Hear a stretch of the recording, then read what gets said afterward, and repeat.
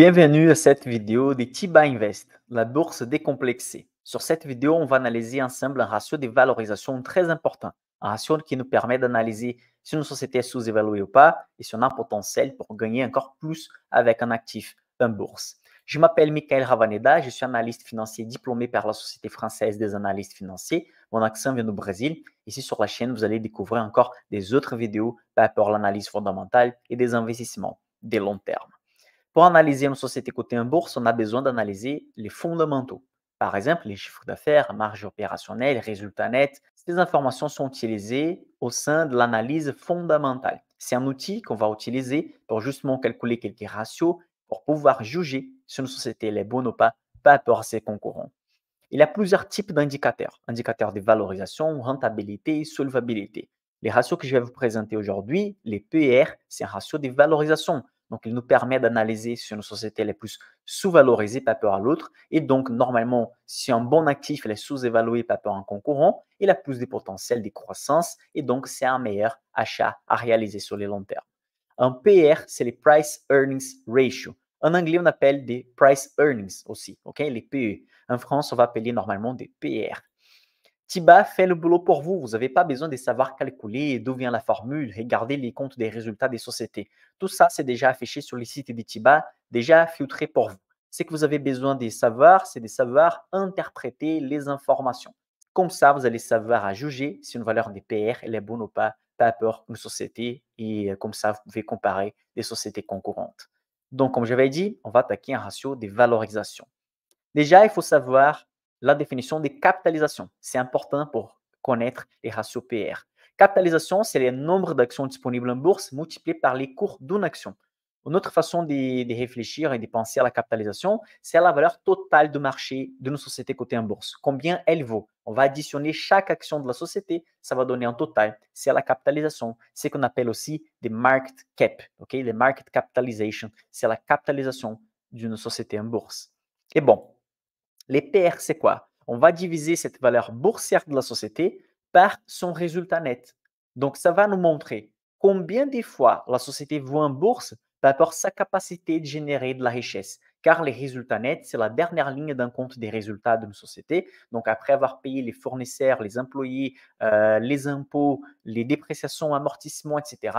Donc, c'est les résultats nets, la dernière ligne, l'argent net dans la poche de l'entrepreneur. Donc, si on divise sa valeur des marchés, la valeur des marchés de la société, sa capitalisation, par rapport les résultats nets, on va découvrir un ratio de valorisation. Combien de fois vaut plus la société en bourse par rapport sa capacité de générer de la richesse? On va utiliser un exemple ici. Imaginez la société A. Ok? Société A, elle a une capitalisation, elle vaut dans les marchés 4 millions. Donc, ça veut dire que pour pouvoir acheter toutes ces actions, devenir propriétaire de cette société, on doit payer 4 millions. Okay? Donc, dans la bourse, elle vaut 4 millions. Elle a présenté un résultat net sur la dernière année d'1 million. Quelle est la valeur des PR? On va diviser donc la capitalisation, combien elle vaut dans la bourse, par rapport à son résultat net. Donc, 4 divisé par 1, on va trouver que les PR de cette société vaut 4. Imaginez maintenant avec une société B. Cette société vaut 10 millions dans la bourse et elle a généré un résultat net de 2 millions. Dans ces cas, 10 divisé par 2, on découvre la valeur 5. Donc, dans ces cas, la société B, on peut dire qu'elle est plus chère que la société A, mais pas simplement parce que sa capitalisation est plus élevée. Elle est plus chère du point de vue de génération des richesses. Pourquoi? Dans la théorie, la société A, on va dépenser 4 ans pour se faire rembourser de notre investissement. Si on fait un investissement de 4 millions théorique sur une société et elle génère 1 million par an des résultats, on va dépenser 4 ans pour être remboursé. La société B, pour rembourser l'investissement qu'on avait fait, on va gagner 2 millions par an et on a payé 10 millions. Donc, on va dépenser 5 ans pour se faire rembourser théoriquement. Donc, théoriquement, la société B est plus chère. Si les autres ratios de deux sociétés sont pareils, les mêmes niveaux de rentabilité, même niveau des marges, même qualité des produits, donc la société A va devenir beaucoup plus intéressante parce qu'elle est moins chère et donc on va payer moins cher par rapport à la richesse générée. Donc, par exemple, une société vaut dans la bourse 10 millions et elle a généré un résultat net aussi de 2 millions sur la dernière année. Donc, on divise 10 millions par 2 millions, on découvre la valeur 5 qu'on a vue tout à l'heure. Comment on peut interpréter les PR? C'est les temps théoriques nécessaires pour se faire rembourser de son investissement. N'oubliez pas ces mots théorique, parce qu'on part du principe que la richesse qu'elle a générée, elle est fixe. Donc, à chaque année, elle va générer les mêmes niveaux de richesse. Et on sait très bien que dans la vie réelle, une société peut diminuer son résultat net l'année prochaine ou peut augmenter son résultat net. Donc, l'indicateur PR est très important et très utilisé dans la bourse, mais il ne faut pas oublier qu'il va nous donner une direction. Il va nous montrer au niveau des valorisations comme une photo, parce qu'on ne peut pas prévoir exactement le niveau des croissances pour les années prochaines. Donc, on veut la valeur des PR la plus petite possible. Mais il ne faut pas oublier, si une société a une valeur des PR plus élevée, il n'y a pas de souci dès qu'on puisse avoir de la croissance ensuite. Parce que si les PR montrent les temps théoriques nécessaires pour se faire rembourser, une société, cet indicateur montre 5. Pour l'autre société, cette valeur c'est 10. Cette société qui montre qu'on doit dépenser 10 ans pour se faire rembourser, bah, on a fait ces calculs en utilisant la valeur des résultats nets de la dernière année. Donc, en fait, cette société, pas forcément sera la plus chère. C'est pour ça que vous devez analyser les autres ratios d'analyse fondamentale. Cette image ici montre la moyenne des PR du SP500. Donc, si on va faire la moyenne des valorisations des 500 plus importantes sociétés de marché américain, vous trouvez cette information qui est en moyenne en 2024, les sociétés ont un PR de 21. Historiquement, il a resté dans la moyenne des 16 à 18. Donc, ça veut dire que dans la bourse, les investisseurs acceptent d'investir sur des sociétés qui ont un PR de 16-18 normalement. Ça veut dire que la capitalisation des sociétés, la valeur boursière des sociétés est 16-18. Ça veut dire que la capitalisation des sociétés cotées en bourse est 16 fois plus élevée que la richesse générée pendant une année. Du point de vue d'un milliardaire, imaginez que vous êtes un gros investisseur, en achetant une société en bourse avec un PR de 16, c'est comme si vous acceptez d'être remboursé après 16 ans d'investissement. Mais n'oubliez pas, si la société fait de la croissance, ces 16 ans théoriques vont arriver beaucoup plus rapidement les remboursements de l'investissement que vous avez fait. Parce que comme j'avais dit, les PR, il est calculé par rapport à la capitalisation actuelle, par rapport aux derniers résultats nets. Rien n'empêche que les résultats nets augmentent année après année, et donc ces résultats théoriques des temps en fait, va passer beaucoup plus rapidement dans la vie réelle. Les PR, peut-être, c'est les ratios de valorisation les plus utilisés dans les mondes de la finance. Ça permet d'analyser des sociétés dans le même secteur. N'oubliez pas, on doit utiliser des ratios d'analyse fondamentale pour comparer des sociétés dans le même secteur qui ont plutôt les mêmes caractéristiques. Sinon, on arrive à se tromper avec une analyse biaisée.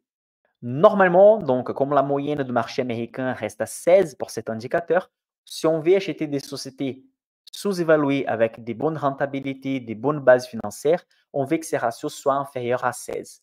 Mais Michael, Hermès et des autres sociétés américaines possèdent cet indicateur à 25, 30, ça fait longtemps et elles font que monter en bourse. Dans ces cas, vous devez compter aussi sur la croissance des sociétés. Chaque fois qu'une société qui a un PR plus élevé ne présente pas un bon résultat, une croissance, la société baisse énormément dans la bourse. C'est le cas, par exemple, du groupe Meta, les groupes Meta propriétaires de Facebook, Instagram, WhatsApp. Elle avait fait des croissances pendant longtemps et donc les cours faisaient que monter. Mais à la fin 2021 vers 2022, les résultats étaient au plat. Donc ça veut dire que les résultats étaient bons, mais il n'y avait pas de croissance. Donc, comme les PR étaient élevés et la croissance n'était pas au rendez-vous, la société a baissé parce que la majorité d'investisseurs ont profité pour garder la plus-value en imaginant que la société ne pourrait pas faire de la croissance pendant les années suivantes. En 2023, quand elle a commencé à présenter des bons résultats à nouveau, devinez, les PR a continué cher, mais elle a fait de la croissance, donc la société a continué à monter dans la bourse. Donc, investir sur une société avec un PR moins élevé, ça vous permet d'avoir un peu plus de liberté parce qu'il n'y a pas cette obligation d'avoir une croissance des fous toujours pour garantir que les cours vont continuer à monter. C'est ça qu'on appelle des stratégies value. On achète des sociétés rentables avec une bonne situation financière, mais aussi sous-évaluées par rapport aux concurrents. Ça veut dire que la société, elle génère beaucoup de richesses par rapport à sa valeur boursière. Il n'y a pas de correct ou pas correct en choisissant des sociétés avec un PR plus élevé, avec une société qui fait beaucoup de croissance, ou des sociétés qui font moins de croissance, mais avec un PR moins élevé. Une stratégie, c'est la stratégie growth, croissance. L'autre stratégie, c'est la stratégie value. Vous devez juste faire attention à cet indicateur quand vous allez comparer des sociétés d'un même secteur. Ici sur la chaîne, vous allez découvrir bientôt une vidéo qui va expliquer la différence entre la stratégie growth, croissance, et la stratégie value, qui permet d'acheter des sociétés sous-évaluées. Via des règles, en achetant des sociétés moins chères que la moyenne de marché, avec cet indicateur inférieur à la moyenne de marché, vous faites un bon choix pour l'investissement de long terme, donc normalement avec les PR inférieurs à 16. Sortie bas, vous pouvez filtrer les sociétés qui possèdent une certaine valeur des PR que vous souhaitez. Donc, par exemple, si vous voulez filtrer les sociétés américaines avec un PR inférieur à 16, sortie bas invest, sortie bas invest, vous pouvez faire ça pour avoir la liste complète des sociétés qui respectent ces critères. Aussi, vous pouvez analyser cet indicateur pour n'importe quelle société cotée aux États-Unis et en Europe. Sortie bas, vous pouvez filtrer donc les sociétés sur la recherche d'actions sur la partie avancée. Vous allez filtrer par exemple un PR entre 0 et 16. Comme ça, vous allez éliminer les sociétés qui ont les PR négatifs. Ça veut dire que les résultats nets étaient négatifs. Elles ont fait de la perte sur les derniers résultats. Et vous évitez des valeurs supérieures à 16 avec des sociétés qui sont cotées de manière chère dans la bourse. Les liens pour Tiba Invest dans la description. Vous avez un formulaire pour nous aider à améliorer aussi la plateforme si vous avez des conseils à nous envoyer. Et n'oubliez pas que si vous voulez apprendre un peu plus par rapport à l'analyse fondamentale d'action, une analyse vraiment détaillée par rapport aux indicateurs, vous avez ma communauté d'investissement Insider. On fait aussi les consultings, l'analyse de votre portefeuille de manière personnalisée. Les liens sont dans la description de cette vidéo. On se voit prochainement sur une nouvelle vidéo avec un nouveau indicateur d'analyse fondamentale. On se voit très bientôt avec un nouveau indicateur d'analyse fondamentale d'action.